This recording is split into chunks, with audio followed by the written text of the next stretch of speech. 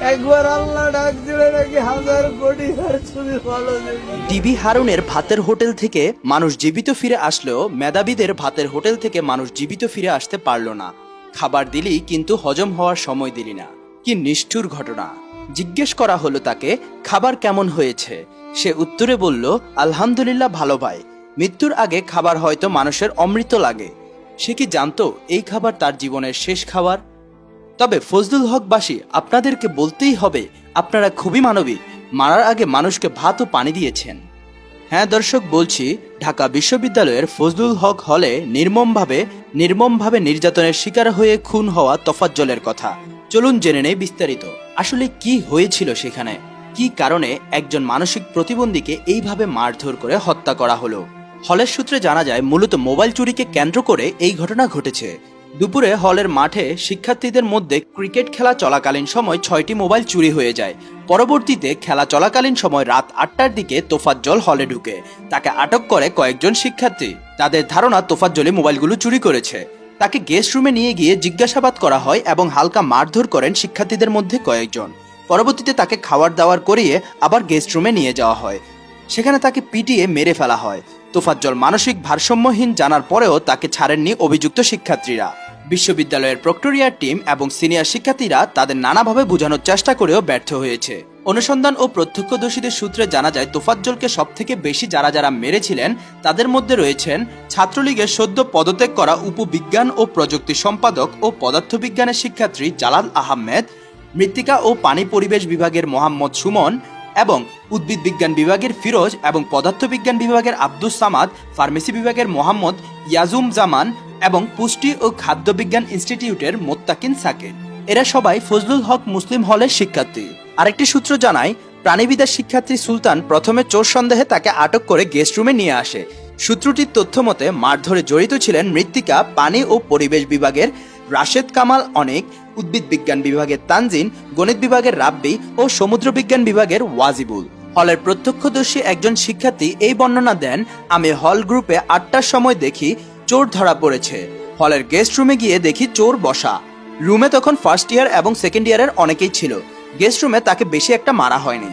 ওখানে হালকা মারধর করার পর তাকে ক্যান্টিনে নিয়ে আসা হয় খাওয়ানোর জন্য। তারপর শুনি তাকে এক্সটেনশন বিল্ডিং এর গেস্ট রুমে নিয়ে যাওয়া হয়েছে। আমি তখন ওখানে গিয়ে দেখি 20 থেকে 21, 21 থেকে 22 এবং 22 থেকে 23 সেশন ব্যাচ, সব মিলিয়ে প্রায় 30 জন স্টুডেন্ট। ফার্স্ট ইয়ারের যে ব্যাচটি ছিল তারা চোরকে মারেনি। 20 থেকে 21 এবং 21 থেকে 22 সেশনের স্টুডেন্টরা তাকে অনেক মেরেছিল। তিনি আরো জানান, 2-3 জন মিলে ওরা ওইখানে মেরেই ফেললো। ওরা হলেন মৃত্তিকা, পানি ও পরিবেশ বিভাগের 20 থেকে 21 সেশনের মোহাম্মদ সুমন, ওয়াজিবুল, ফিরোজ ও জালাল। এদের মধ্যে সুমন ও ফিরোজ এবং জালাল সব থেকে বেশি অত্যাচার করেছে তার উপর। গেস্ট রুমে চোরের হাত বেঁধেছিল জালাল। সুমন চোখ বন্ধ করে মেরেছে তাকে। মারতে মারতে তোফাজ্জল পড়ে গেছে। এরপর পানি এনে তাকে পানি খাওয়ানো হলে সে উঠে বসে। এই সময় সবাই মিলে আবার হাততালিও দিচ্ছিল। ওই শিক্ষার্থী তখন বলেন, ওইখানে উপস্থিত সেই রাক্ষস শিক্ষার্থীরা আরো খুশি হয়েছিলেন, কারণ তোফাজ্জলকে তারা আরো মারতে পারবেন, সে বেঁচে আছে।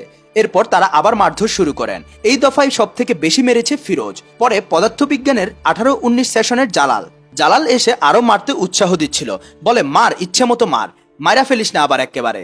এই সময় গ্যাস লাইট দিয়ে তার পায়ে আগুনও ধরিয়ে দেওয়া হয়। পরে সুমন এসে তোফাজ্জলের ব্রু আর চুল কেটে দেয়।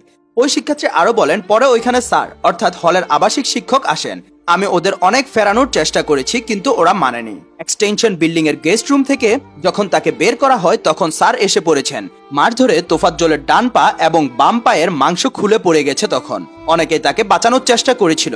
আমি তখন বলছিলাম তাড়াতাড়ি কাপড় আনো, ওর পা বেঁধে দেয়, কারণ ব্লিডিং হইলে সেন্সলেস হয়ে যাবে। পরে কাপড় এনে এক জুনিয়র তার পা বেঁধে দিয়েছিল। ওই শিক্ষার্থী আরো জানান, মারধরকারীরা চেষ্টা করছিল মারপিট করে তার স্বীকারোক্তি নিবে যে সেই ফোনগুলো চুরি করেছে। মারধরের এক পর্যায়ে 2-3টি ফোন নাম্বারও দিয়েছে তোফাজ্জল। সে নাম্বারে ফোন দিয়ে অপর পাশ থেকে জানা যায় তোফাজ্জল মানসিকভাবে বিপর্যস্ত। কিন্তু ওই শিক্ষার্থীরা বিশ্বাস করতে রাজি হয়নি।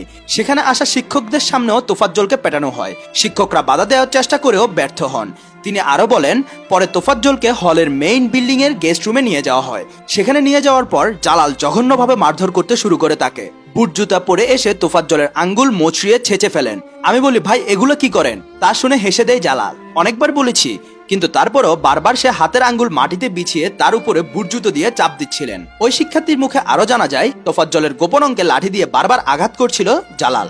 অনেক সিনিয়র ভাইরা এসে তাদের ফেরানোর চেষ্টা করেছে, কিন্তু তারা কিছুতেই মানেনি। এরপর আরেকজন প্রত্যক্ষদর্শীর বিবরণে জানা যায়, প্রক্টোরিয়াল টিম আসে, কিন্তু অভিযুক্তরা প্রক্টোরিয়াল টিমের কাছে তোফাজ্জলকে দিতে চাচ্ছিল না। তারা বলছিল প্রক্টোরিয়াল টিমকে দিলে তারা পুলিশকে দিবে আর পুলিশ ছেড়ে দিবে।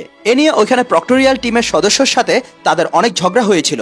25 মিনিট ধরে শিক্ষকরা তাদের অনেক বোঝানোর চেষ্টা করে। শিক্ষকরা বলতে থাকেন, মাইরো না, মাইরা তো কোনো ফল পাইবা না, পুলিশে দাও, পুলিশ চেষ্টা করবে, যে আইন কানুন আছে সেই অনুযায়ী ব্যবস্থা নেবে প্রক্টোরিয়াল টিম। কিন্তু স্যারদের কথা মানেননি তারা বলছে বিষয়টা আমরাই হ্যান্ডেল করব। পুলিশের কাছে দিলে ওরা এই শর্ত দিবে যে পুলিশ ওরা সার্চ করবে, যদি ওর থেকে ফোন না পায় তাহলে ওকে আবার আমাদের কাছে ফিরিয়ে দিতে হবে। তিনি আরো বলেন, পরে প্রক্টোরিয়াল টিম বুঝতে পারে যে তোফাজ্জলের অবস্থা খুবই খারাপ, এত মারলে কেউ বাঁচতে পারবে না। তার মাংসগুলো খসে পড়ে গেছে, তার গোপন অঙ্গে প্রচুর আঘাত করা হয়েছে, আঙ্গুলগুলো পুরো ছেঁচে ফেলা হয়েছে। ওই জালাল ছেলেটা করেছে এইসব। সবার সামনে এগিয়েছিল ওই জালাল। পরে অবস্থা খারাপ দেখে এক পর্যায়ে শিক্ষার্থীদের 5-6 জনের একটি দল তাকে শাহবাগ থানায় নিয়ে যায়। সেখান থেকে রাত 12টার দিকে তাকে ঢাকা মেডিকেল হাসপাতালে নিয়ে যাওয়া হয়। এই সময় চিকিৎসক তোফাজ্জলকে মৃত ঘোষণা করলে সটকে পড়েন ওই শিক্ষার্থীরা। ঢাকা মেডিকেল কলেজ হাসপাতালের পুলিশ পাড়ির ইনচার্জ ফারুক বলেন, আহত অবস্থায় তাকে হাসপাতালে নিয়ে আসলে পরীক্ষা নিরীক্ষা করে চিকিৎসকরা তাকে মৃত ঘোষণা করেন এবং লাশটি মর্গে রেখে দিয়েছেন। ঢাকা বিশ্ববিদ্যালয়ের প্রক্টর সাইফুদ্দিন আহমেদ বলেন, ক্যাম্পাসের মধ্যে এমন ধরনের ঘটনা ঘটবে তা কোনোভাবে মেনে নেওয়া যায় না। কেউ চুরি করতে আসলেও তাকে পিটিয়ে হত্যার অধিকার কারণেই। ঘটনা সিসিটিভি ফুটেজে দেখে দায়ীদের শনাক্ত করার চেষ্টা চলছে। থানায় মামলা দায়ের করা হয়েছে বলে জানিয়েছেন প্রক্টর। তাহাজ্জুদের লাস্ট স্টেটমেন্ট ছিল, আপনাদের হলের খাবার বেশ ভালো। দর্শক, এইভাবে একজন মানুষকে হত্যা করা কতটুক জায়েজ রয়েছে আপনারাই বলুন। সে যদি চোর হয় বা ডাকাত হয় বা যদি খুনি হয়, আরেকজন মানুষের আইনের বাহিরে গিয়ে তাকে হত্যা করার কি কোনো অধিকার রয়েছে? ঢাকা বিশ্ববিদ্যালয়ের ফজলুল হক মুসলিম হলের ছাত্রদের এই কর্মকাণ্ড নিয়ে আপনার গুরুত্বপূর্ণ মতামত অবশ্যই কমেন্ট করে জানিয়ে দিবেন এবং এই ঘটনার একটি সুষ্ঠু বিচার চেয়ে পোস্টে শেয়ার করে সকলের কাছে ছড়িয়ে দিবেন। আর আপডেট পেতে আমাদের পেজটিকে ফলো করে সাথে থাকবেন। ধন্যবাদ।